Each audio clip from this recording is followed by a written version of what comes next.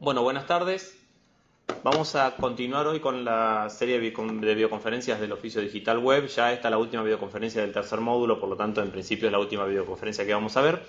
Y vamos a continuar en principio un poco con el tema que dejamos la clase pasada.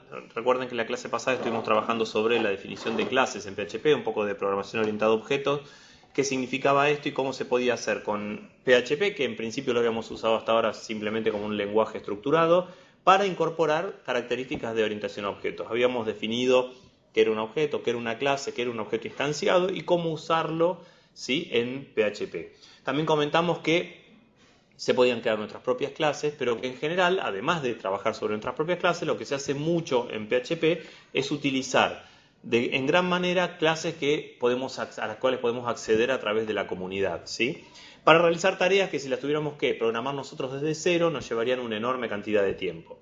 Nosotros hoy vamos a ver dos ejemplos de este caso, pero además vamos a hacer un poquito más de ver un ejemplo de una clase específica, una clase escrita por mí, una clase que puede ser escrita por cualquiera de ustedes, que vimos un poquito al final de la videoconferencia anterior y ahora la vamos a ver un poco más en detalle. Como dijimos, ¿sí?, la clase que vamos a ver hoy, que vamos a empezar a charlar, es una clase de conexión a base de datos, ¿sí? Ustedes saben que, lo hablamos en la clase pasada, lo repasamos ahora, la conexión a base de datos, sobre todo si trabajo sobre MySQL, en general es siempre la misma. El string de conexión, digamos, el laburo sobre la base de datos es básicamente siempre la misma. Lo que cambia es la instrucción SQL que yo le voy a pasar a la base de datos, ya sea una consulta, una inserción, una actualización. Pero la apertura de la base, selección de la base de datos, el pasado del query y la obtención de los resultados es básicamente la misma.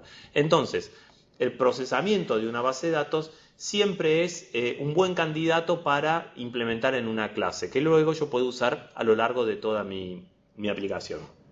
En este caso, vamos a trabajar, ¿sí?, con una clase, un ejemplo de clase que hace exactamente eso. Conecta una base de datos y me permite ejecutar consultas. ¿Cuál es la ventaja de usar una clase y no usar directamente el código? Que un montón de las configuraciones necesarias para conectar a la base de datos yo ya las dejo establecidas en la clase. Por otra parte, yo en la conexión, o sea, en la aplicación, no hago ninguna referencia a qué tipo de base de datos estoy conectando. Por lo tanto, mañana, si dejo de trabajar con MySQL y paso a trabajar con SQL Server o con cualquier otro motor de base de datos, simplemente lo que tengo que reemplazar son los códigos correspondientes en la clase y no en toda mi aplicación.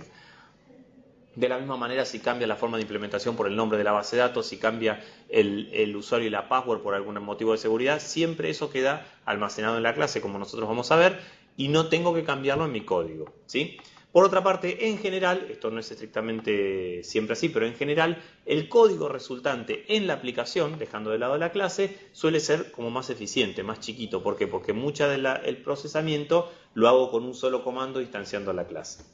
Bueno, en el ejemplo que estamos haciendo es simplemente, aquí lo que estamos viendo es el programa, ¿sí?, la porción de programa que lo que hace, la idea que haga es abrir una conexión a una base de datos, tirarle un SQL cualquiera y que devuelva el resultado. Luego mostrar el resultado y cerrar la conexión. ¿Bien?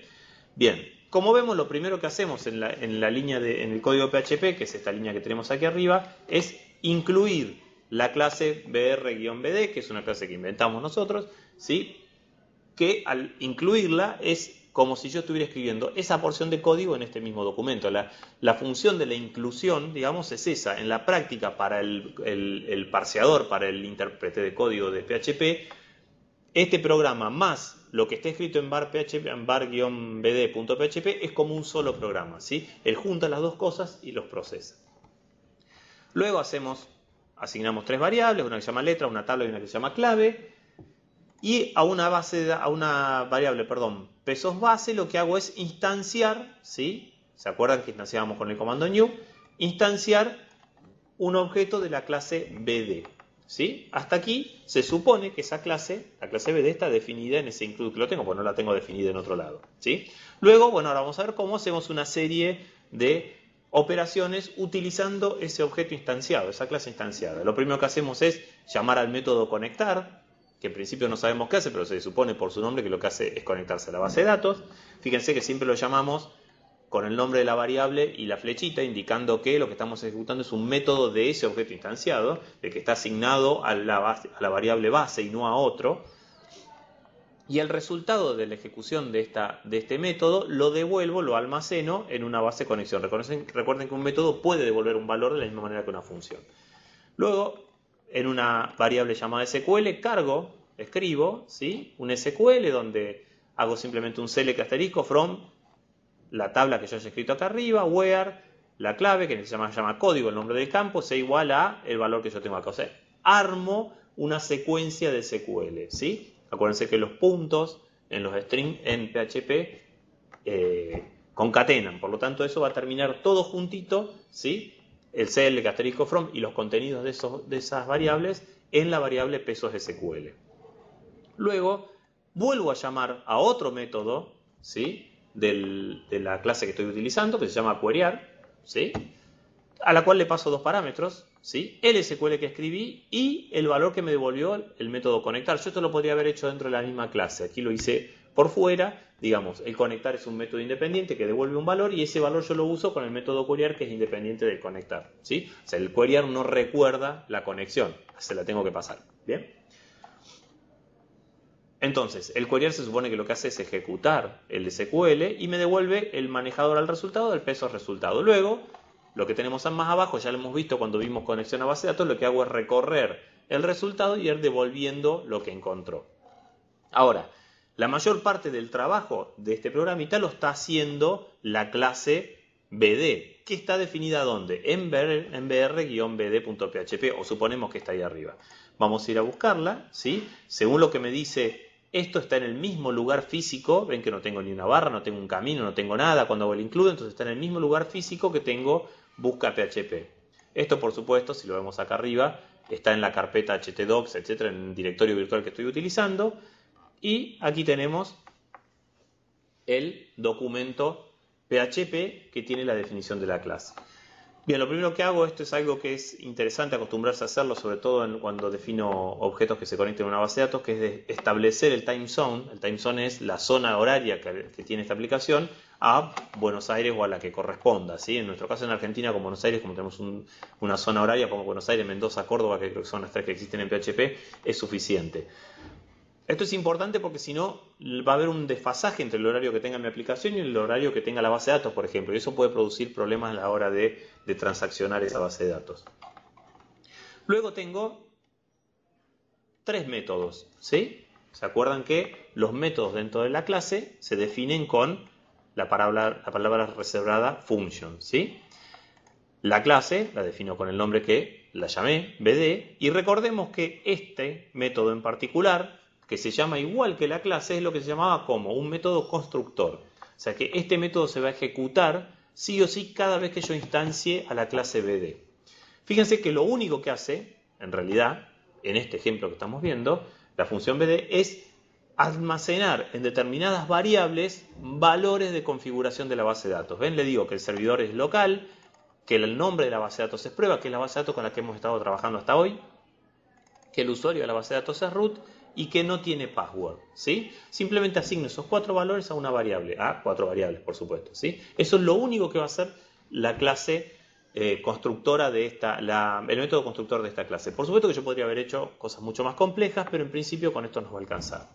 Luego tenemos dos métodos, ¿sí? Primero el método conectar y luego el método queryar. Fíjense que el método conectar, como vimos en la llamada, voy a pasar hacia ella, que está aquí, yo la llamo sin pasarle parámetros. Por lo tanto, no hay parámetros definidos en la clase. ¿Qué hace la función conectar? Asigna a una variable, ¿sí?, que la define en este momento, y hace la conexión. ¿Ven? Hace el MySQL Connect. Si yo estuviera conectándome con un Postgres, aquí lo que haría sería utilizar la función de Postgres para conectarme a la base de datos. Esta es la ventaja de usar una clase. Cambiando rápidamente esta clase, yo puedo cambiar todo el método de conexión. Usando las variables, por supuesto, que usó el constructor, que creé con el constructor. Luego verifico si aquí no ha ocurrido error, ¿sí? Sigo, si ha ocurrido un error, guardo en la variable error el error que se cometió y salgo de la función en el caso que haya un error, del método. Si no, sigo, hago un select db, ¿esto qué es? Selecciono la base de datos correspondiente, el arroba para que no dé error, ¿sí? No dé error en esa línea de comando, y lo que hago es devolver, ¿sí? El ID de conexión que tenía acá adentro. ¿En qué lo devuelvo? En el nombre del método. Por lo tanto, cuando yo ejecute este método conectar, en conexión voy a tener el ID de conexión que corresponde, o el error, ¿sí? Bien. Por otro lado, tengo la función queryar. Si la función queryar lo único que hace es hacer un MySQL query, ¿sí? O sea, ejecutar la consulta que yo le paso. Para ello le paso la consulta como una variable y la conexión establecida. Primero me fijo si esa conexión existe. Si existe, sigo. Si no, doy un error. Y luego lo que hago es asignar al resultado ID, que es la variable que va a devolver, el resultado de MySQL query, ¿sí? Esta función es súper simple, por supuesto que el control de errores está hecho muy livianito, ¿sí? Pero como para que ustedes vean cómo rápidamente podemos abstraer todo el proceso de conexión y de ejecución de una consulta en una base de datos mediante una clase, ¿sí? El método queryar lo llamo aquí, en el resultado devuelve, como vimos acá, el resultado, el ID, ¿sí? O sea, el handler del resultado que me pasó, ¿sí? Fíjense que todas las variables además de esta clase son privadas porque no las estoy definiendo como públicas, por lo tanto son solo accesibles a través de los métodos. Y lo que hago es luego sí procesar el resultado. Esto es un ejemplo muy pequeño y muy simple de cómo utilizar una clase para conectar a una base de datos, ¿sí? Repito, ¿cuál es la potencialidad de esto? Es que yo abstraigo, meto en una caja negra el problema de la conexión a la base de datos y del resto de la aplicación lo que hago es usar esos métodos y esos objetos, ¿sí? Esos atributos. No me preocupa cómo se hace ese trabajo. Yo lo hago, lo escribo, una vez que sé que funciona, no lo toco nunca más. Si en algún momento cambia alguna forma de conexión a la base de datos, lo que tengo que hacer es tocar solo ese objeto y el resto de mi aplicación no la tengo que tocar. Bien, como habíamos mencionado, una de las ideas de trabajar con clases es trabajar lo menos posible, digamos, ¿sí? Este ejemplo de la base de datos es uno de los ejemplos clásicos. Yo, si no, tendría que estar haciendo el MySQL Connect, la verificación de errores, la asignación de la variable de base de datos, de servidor, etcétera, en cada lugar donde yo me conectara a la base de datos. Cada porción de PHP que yo me conectara a la base de datos tendría que replicar un poco el código que escribí dentro de la clase. De esta manera lo que hago es, lo escribo dentro de la clase, ¿sí? Utilizo la clase en todos los lugares que necesite y en ese lugar está almacenado, en esa clase está almacenado y está resuelto toda la problemática de la conexión a base de datos. Eso me da abstracción, me da modularización, me da concepto de caja negra, una vez que funciona no la toco más y me permite hacer un código mucho más limpio. Ese es un ejemplo cuando yo escribo mis propias clases. Ahora, muchas veces yo tengo que hacer determinadas operaciones que no es que no las pueda hacer yo mismo, sino que me van a llevar enorme cantidad de tiempo desarrollarlas por mí mismo. Un ejemplo, por ejemplo, donde si usamos mucho clases de terceros, o sea, clases que descargamos de internet, que la comunidad nos brinda, es la generación de documentos PDF. Todos alguna vez hemos tenido contacto con documentos PDF, ustedes saben que es casi un estándar, ¿sí? Para intercambiar archivos a través de cualquier medio. Pero el estándar PDF implica escribir documentos de una manera particular, ¿sí? El estándar es abierto, yo lo puedo descargar de internet, puedo aprender a hacerlo por mí mismo, ¿sí? Pero no es un formato fácil, es un formato simple y rápido de desarrollar. Por lo tanto, es uno de los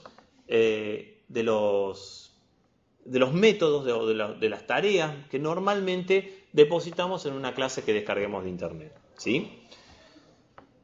El uso de PDF dentro de una aplicación web nos trae una solución muy importante. Ustedes saben, supongo que la mayoría de ustedes han trabajado alguna vez sobre web, ¿sí? O han usado la web, es que es muy difícil realizar impresiones limpias o impresiones claras desde un sitio web. Siempre el navegador me ensucia, me pone el nombre de la página, me pone el número. Es muy complicado, sin utilizar productos pagos, ¿sí? Generar una impresión que quede linda, que sea clara y que sea profesional desde la web puramente con HTML.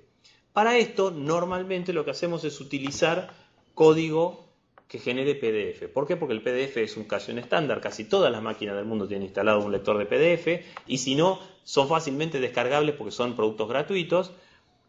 Y yo desde mi aplicación web genero un documento en el cual tengo el control absoluto del formato y sé que la persona, el cliente, lo va a recibir en el mismo formato en que yo lo quiero generar. Cosa que con la web, con el HTML, por su definición, esto puede no ocurrir.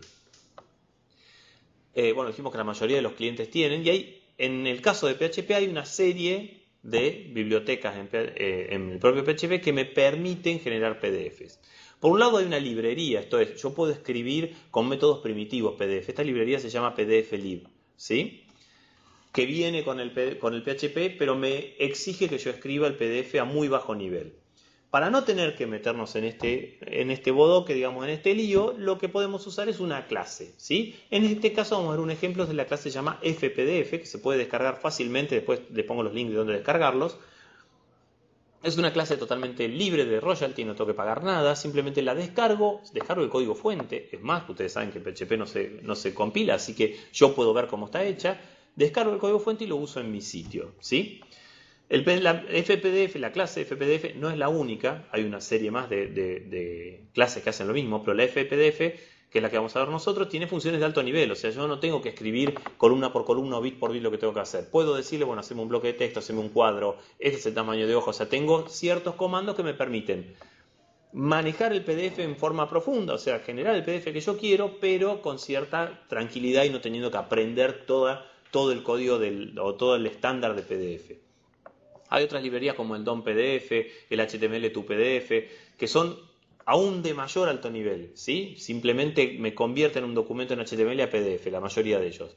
Lo que ocurre con esas clases, también son clases, es que no me permiten tener el control absoluto del PDF, hacer un poco lo que quieren. Entonces, por eso elegimos la FPDF, que es algo intermedio, ¿sí? Bien, además el FPDF no necesita nada en particular dentro del PHP, o sea, con la instalación que ustedes tienen en XAMPP, se descargan la FPDF y la pueden utilizar.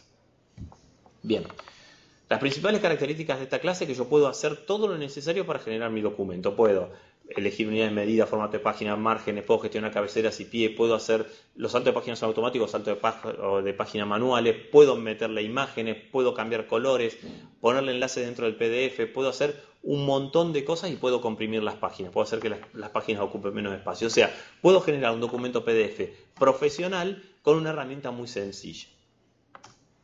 Vamos a un ejemplo básico para ver cómo se usa. Como dijimos, la FPDF es una clase, o sea que de alguna manera yo tengo que obtener el PHP donde está esa clase definida. Bien, ahora vemos de dónde se descarga, pero si no ponen en Google FPDF class y la descargan. Si hay un montón de sitios gratis para descargarla. Lo primero que tengo que hacer es incluirla en mi código. Eso hago con el require, con el include, con el require once, con el include once, con el código que ustedes quieran incluirla.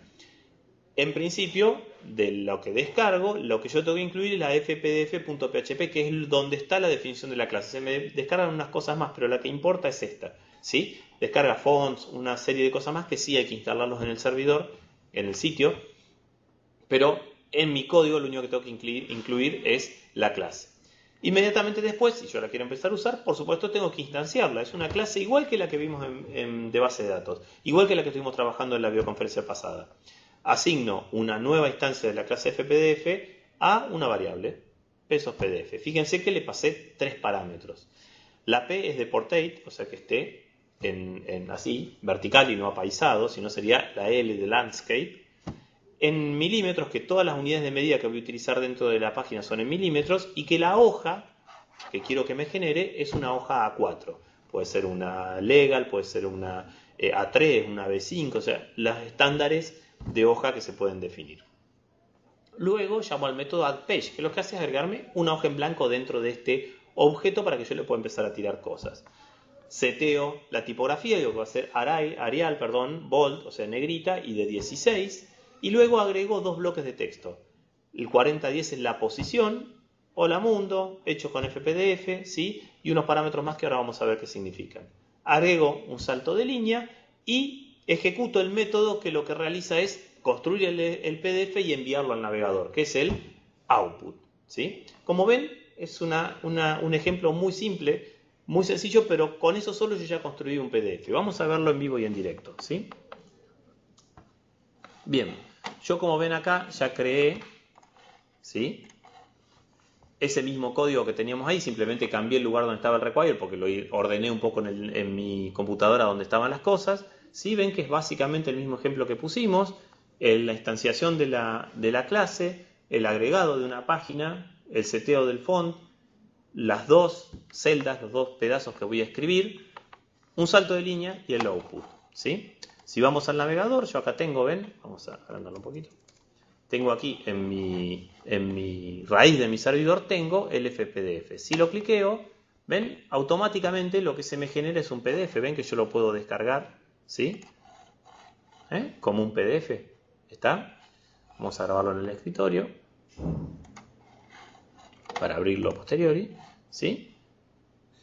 Aquí lo abre dentro del navegador, pero yo lo puedo, ¿sí?, abrir tantas veces quiera, porque lo que me hizo fue crearme un documento PDF. ¿Ven? El hola al mundo con una celda con bordes y el hecho con PDF simplemente, ¿sí?, escrito sin el borde. Está tan simple como eso, me permitió crear un documento en PDF. Este es el tipo de cosas que las clases descargadas, las clases que nos brinda la comunidad, nos ayudan enormemente a trabajar, ¿sí? Fíjense que si yo tuviera que haber aprendido cómo es el estándar PDF y ponerme a escribir a bajo nivel, eso hubiera tardado un montón de tiempo. Yo, sin embargo, con 5 comandos sacados de un ejemplo de la clase, ya tengo mi PDF. Bien, vamos a empezar ahora a ver algunos de los comandos principales de esta clase para que ustedes ya estén en condiciones de usarlo. Bueno, la instanciación, primero y principal, por supuesto que la instanciación llama a un constructor y ese constructor hace lo mínimo que tiene que hacer, darme la hoja y la orientación de la hoja como para poder, ¿sí?, empezar a trabajar con mi PDF. ¿Está? Orientación, POL, ¿sí?, Portrait o Landscape, lo que dijimos recién, la unidad, puntos, milímetros, centímetros o pulgadas, y el tamaño, el A4, si no lo pongo es A4, A3, A5, letter, legal, ¿sí?, una serie de tamaños de letra. No es la idea de esto tampoco dar una descripción completa de la clase, porque tiene un montón de opciones, estamos dando las principales solamente. El add page, ¿sí? El add page lo que hace es crearme una hoja. Yo la llamé en blanco porque lo que hice fue crear una hoja con las condiciones con que creé el PDF. Ahora, dentro de ese PDF yo le puedo cambiar a una hoja particular la orientación y el tamaño de letra. Por lo tanto, puedo ponerle orientación como parámetros y el size, ¿sí? Puedo decir que inserte luego de la hoja que ya inserté al principio una nueva hoja que sea B3, no sé, el tamaño que yo desee, ¿sí? Importante recordar que cuando yo ejecuto el método addPage, automáticamente se ejecutan dos métodos, el footer y el header, un encabezado y un pie, que yo puedo pasarle parámetros también para poner números de línea, etc. ¿Sí? La celda, fíjense que acá estoy poniendo la segunda celda porque es la que más parámetros le pasé. Bien, 60 y 10 es el alto y el ancho, está bien. El texto es el texto donde yo lo voy a poner, el texto que le voy a poner. El border, ¿sí? Fíjense que le puse un 0, entonces a esa celda no le puso bordes, ¿sí? También se puede decir cuál de los bordes, ¿no? Si digo L1 es el left, R1 es el right, ¿sí? ¿Qué borde tiene que tener? El LN, ¿sí? Si tengo que hacer un salto de línea o no, a dónde tiene que ponerse después de lo anterior que escribí.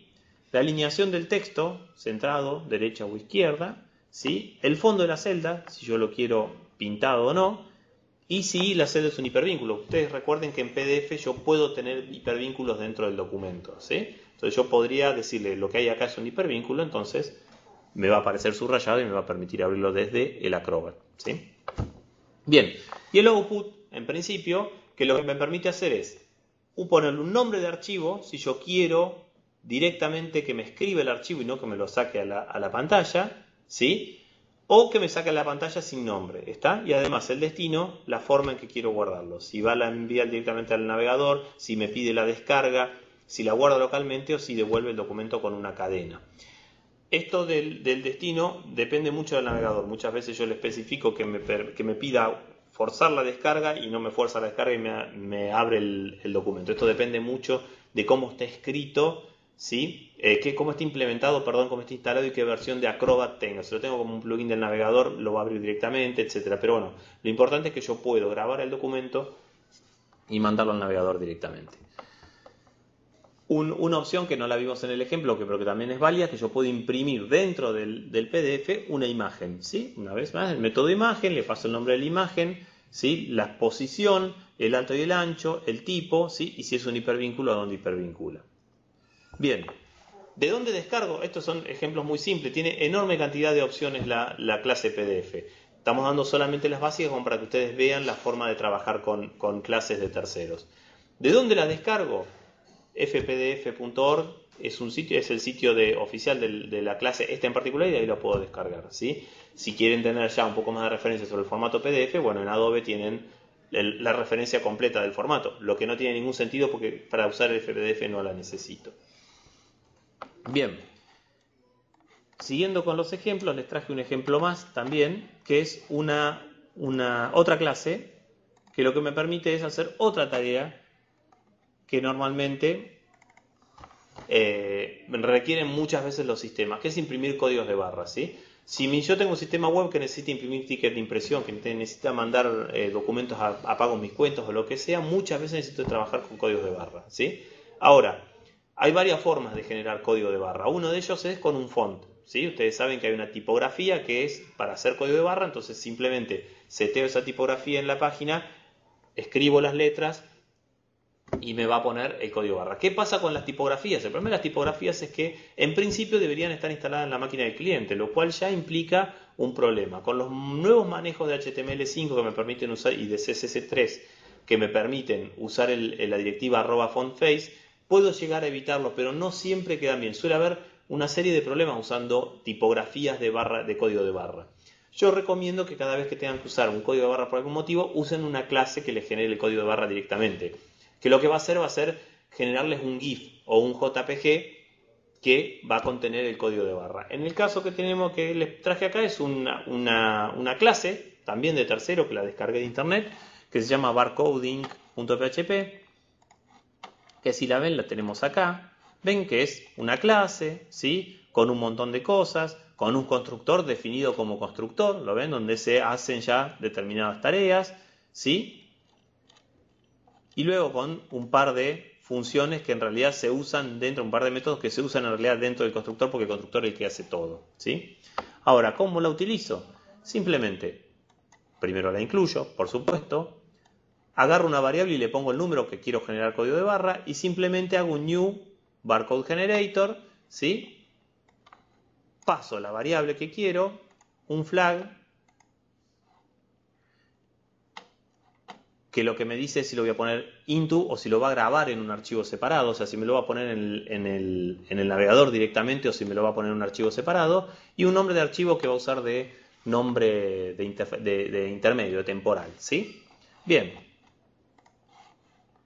vamos al navegador, apretamos código de barra, ¿sí? Y simplemente me manda al navegador como resultado un código de barra correcto. Yo podría este mismo código de barra generarlo en un GIF, guardarlo en el disco y luego incluirlo en un PDF, ¿sí?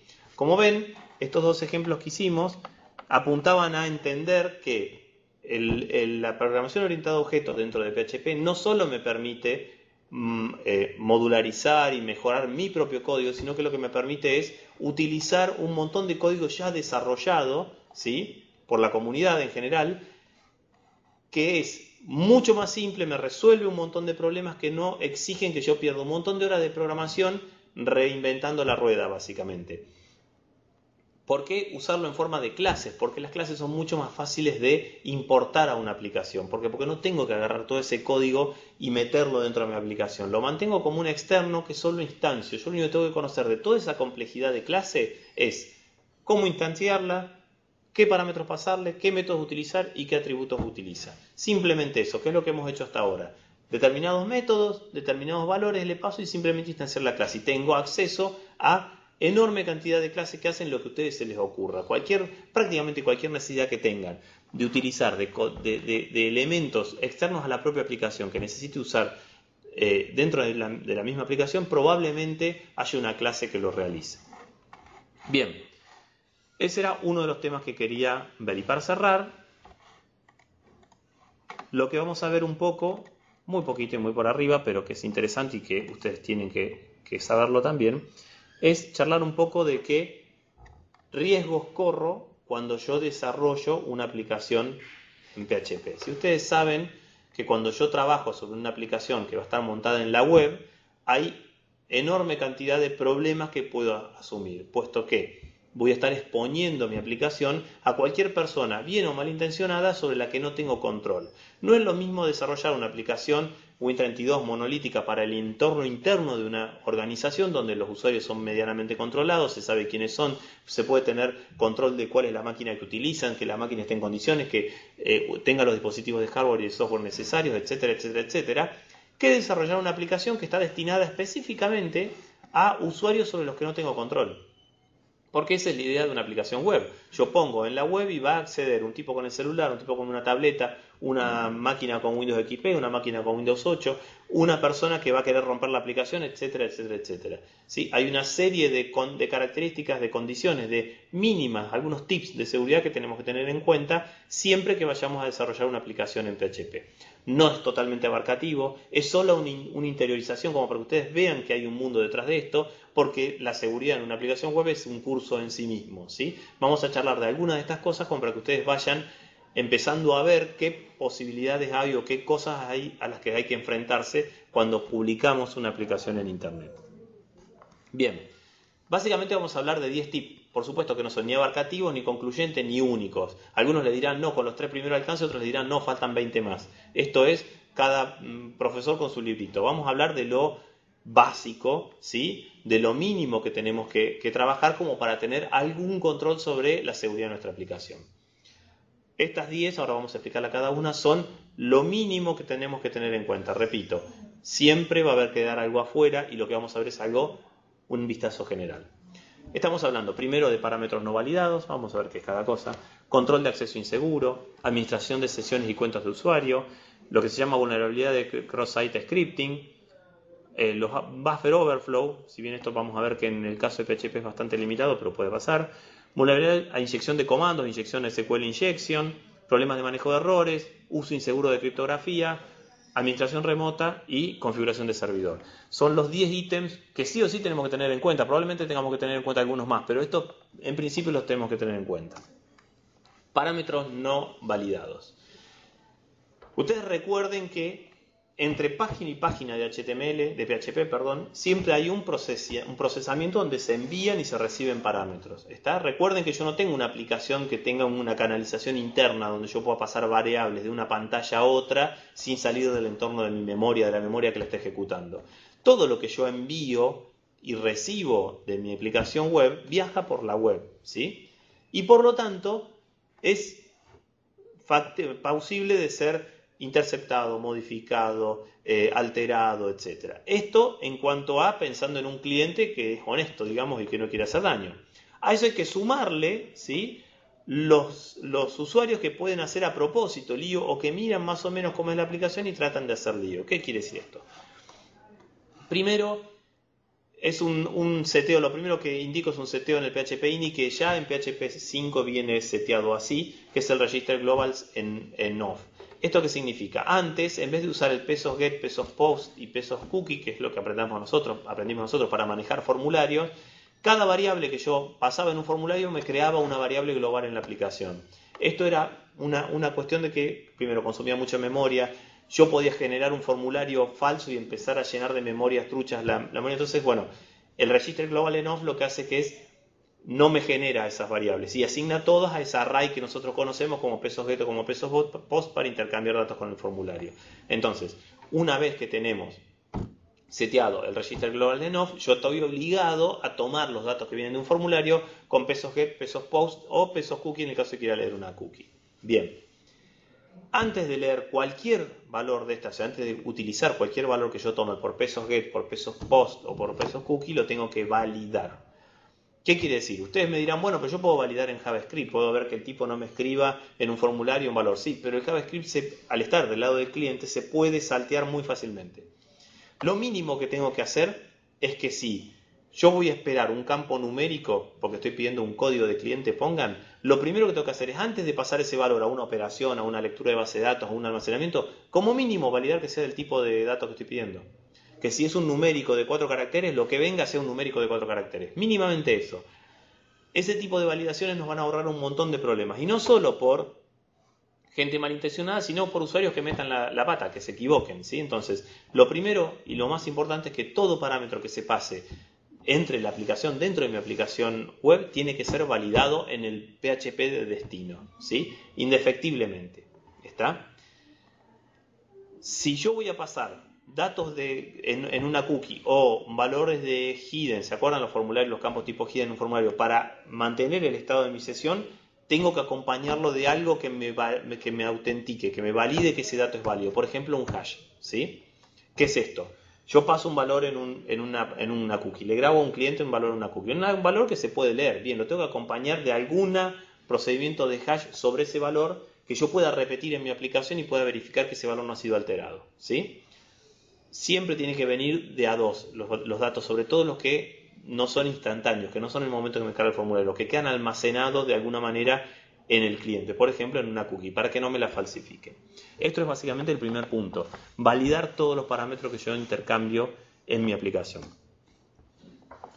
Segundo, basar toda mi aplicación en sistemas de control de acceso. Si yo voy a tener un control de acceso complicado, utilizo los módulos que vienen en PHP. No trato de inventar, ¿sí?, mi propia autenticación. Me autentico basando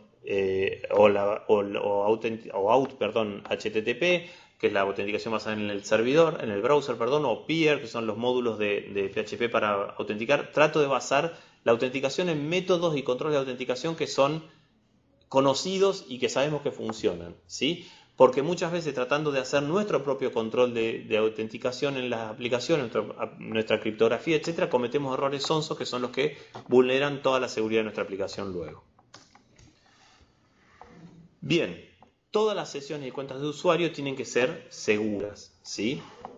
Si voy a usar sesiones, tengo que tener en cuenta todos los parámetros que nosotros vimos para sesiones. Mantener la validación de sesiones en toda mi aplicación. No puede quedar PHPs o documentos PHP que no hagan validación de sesiones. El vencimiento de la sesión debe ser estandarizado. O sea, si yo quiero sesiones de media hora, que en media hora se abandonen o caduquen, ¿sí? Si no hay uso, tiene que estar toda la aplicación, en ningún lugar de la aplicación tengo que cambiar esos valores. Tiene que haber un manejo integral y conciso de las sesiones y las cuentas de usuario.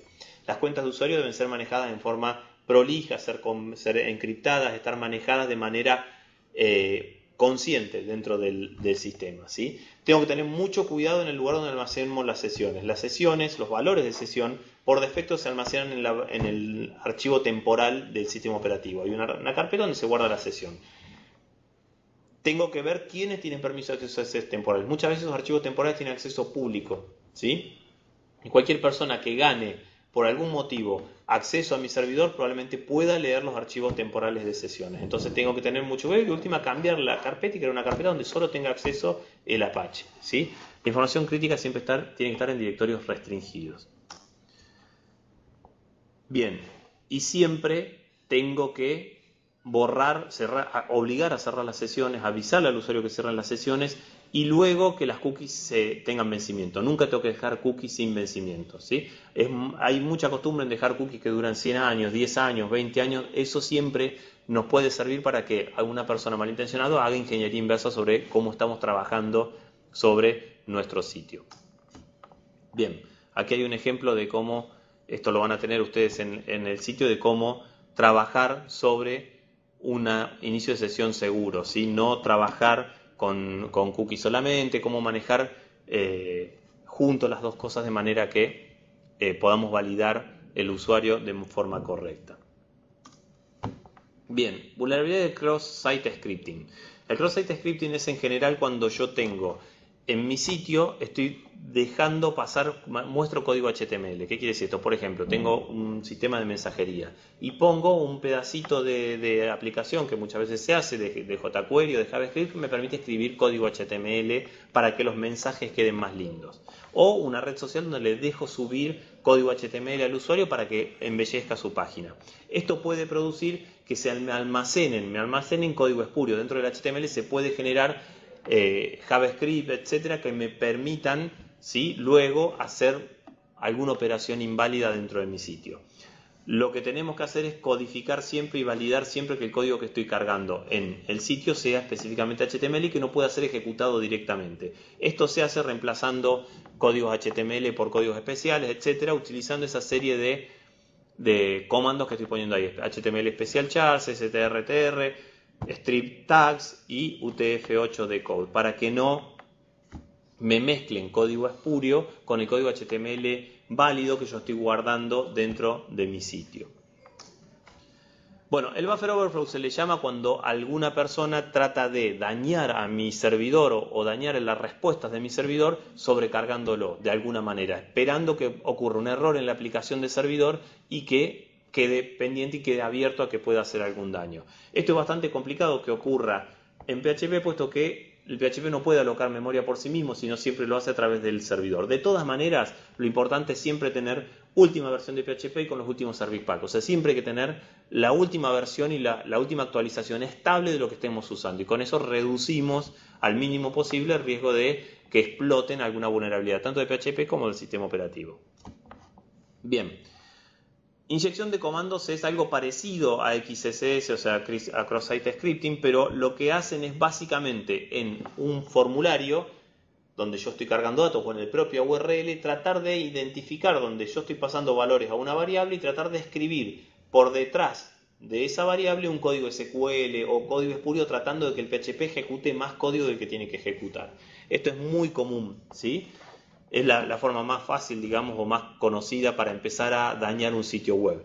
Para tratar de evitar que esto ocurra, lo que tenemos que usar son una serie de herramientas de PHP que lo que me permiten es sacar todo lo que tenga que ver con caracteres especiales, ¿sí? Comillas, barras invertidas, etc. ¿Sí? Slashes, MySQL escape string, hay una serie de comandos que están explicados aquí en la filmina que ustedes van a tener que nos permiten eliminar todo lo que tenga que ver con comandos raros que me puedan pasar en una URL o adentro de un formulario.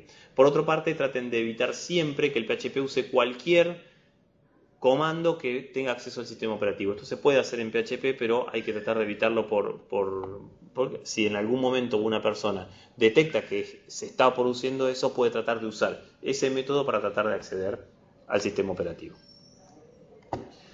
Manejos de errores, ¿sí? El manejo de error es esencial, ¿sí? en el desarrollo de una aplicación. Por un lado, cuando la estamos desarrollando, para poder hacer la depuración concreta del sitio, ¿sí? Tenemos que tener normalmente todos los errores prendidos, etcétera, para poder ver mientras estamos desarrollando qué está pasando. Ahora, en el momento en que yo hago el deployment de la aplicación, pongo la aplicación en producción, yo debería o manejar los errores o evitar que cualquier error vaya a parar al cliente. ¿Por qué es esto? Porque viendo errores que pueda estar informando la aplicación el cliente, una persona avesada puede darse idea de dónde está fallando y por qué está fallando el PHP. Además, el error muchas veces da información de versión de PHP, de versión del sistema operativo y otras cosas que me pueden ayudar, si yo soy una persona malintencionada, a conocer, a buscar, a indagar cómo puedo hacer daño en esa aplicación. Entonces, cuando yo tengo que enviar un mensaje de error al cliente determinado, trato de escribir yo el mensaje de error, no que el PHP de por sí lo envíe. Y eso lo controlamos desde una variable que se llama error reporting dentro del php.ini, ¿sí? Le bajo a variables de producción en donde prácticamente no informa ningún error, simplemente dice internal server error y nada más, ¿sí? De esta manera yo lo que hago es, si bien dificulta un poco la depuración del sitio, lo que hago es evitar que el cliente se entere de qué está fallando dentro de mi servidor. Criptografía. Por supuesto que la criptografía también es un mundo, también para un curso totalmente aparte. La forma mejor de trabajar sobre la criptografía, por lo menos a un nivel básico, es comprar un certificado y trabajar sobre HTTPS, o sea, hacer que toda la interconexión entre mi sitio y el cliente sea encriptada, pero como eso tiene un costo y muchas veces no se puede hacer fácilmente, se usa muchas veces la función mcrypt, ¿sí? o las funciones de criptografía que vienen con el PHP. Hay que entender que la encriptación de PHP se encripta y desencripta, o sea, no es algo que sea imposible de desencriptar.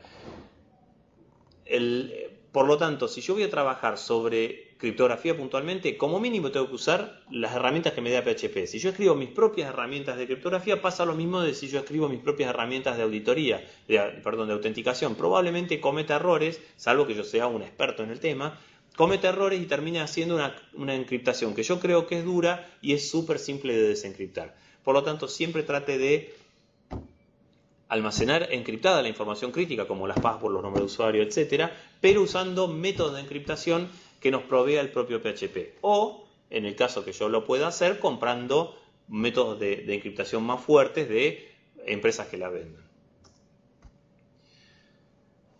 Esto ya no tiene que ver con PHP estrictamente, pero recuerden, sí, un poco y un poco, ¿no? Recuerden que cuando yo instalo SAM, por ejemplo, vienen incorporados con SAM un montón de herramientas de administración remota, el PHPMyAdmin, un montón de productos que vienen para ayudarme a manejar PHP.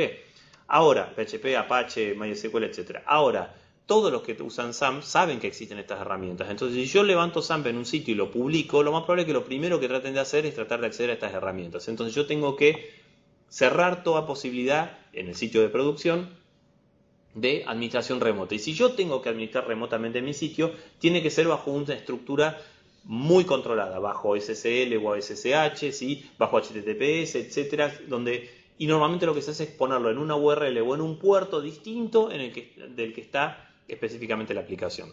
Ahora, muchas veces hay aplicaciones que exigen, que nos pide el propio cliente, que le creemos un área administrativa para dar de alta cosa a usuario, ¿no? Lo que sea que requiera la aplicación. Bien, tener muchísimo cuidado con esto, ¿sí?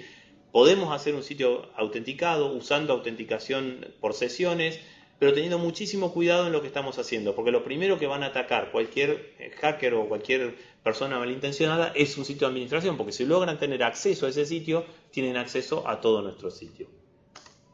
Bien, y por último, para ya cerrar el tema, la mala configuración del web server o del application server. Si yo configuré mal mi Apache o mi PHP o mi MySQL, todo lo que dije hasta ahora pierde sentido, ¿sí? Es muy importante tener bien configurado el Apache, bien configurado el PHP, bien configurado el MySQL, con los permisos que correspondan, con los usuarios, las passwords, todo lo que corresponda para que tenga el mayor nivel de seguridad posible.